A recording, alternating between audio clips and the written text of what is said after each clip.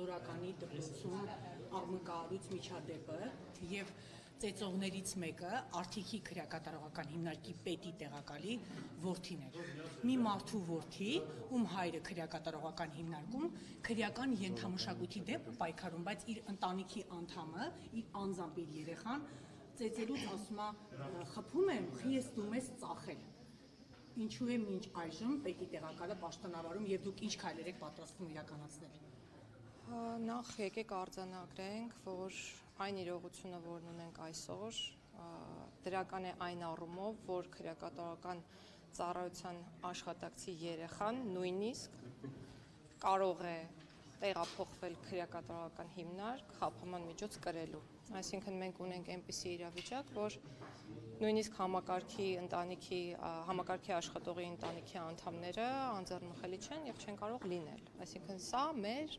իրողությունն է, ինչը ուրախալի փաստ է։ Ինչ վերաբերում է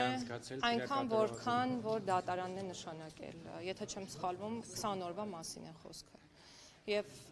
քանի որ հարցը հնչեց, հիշեցնեմ, որ նախարարությունը եւ քրեակատարողական ծառայությունը միայն խափամամիջոց կատարող մարմին է, այսինքն նշանակման հետ եւ ժամկետի հետ որևէ կապ չունի։ Իսկ հայրը հոր հետ կապված ես կասեմ հետեւյալը. նախ լիազորությունների դադարեցման կոնկրետ հիմքեր կան եւ քանի դեռ չեն ստացվել տվյալներ, որպիսիք նաեւ չկան եւ ստուգվել են, որ հայրը խոչընդոտել է քննության իրականացմանը, ինչ որ կերպ ազդել է նախաքննության վրա կամ փորձել է ինչ որ պայմաններ ստեղծել, որպեսզի որդին ավելի լավ պայմաններում խափամամիջոցը կրի, մենք չենք դիտարկել պաշտոնավարման դադարեցման հարցը։ Եթե եւ երբ ձեռք կբերվեն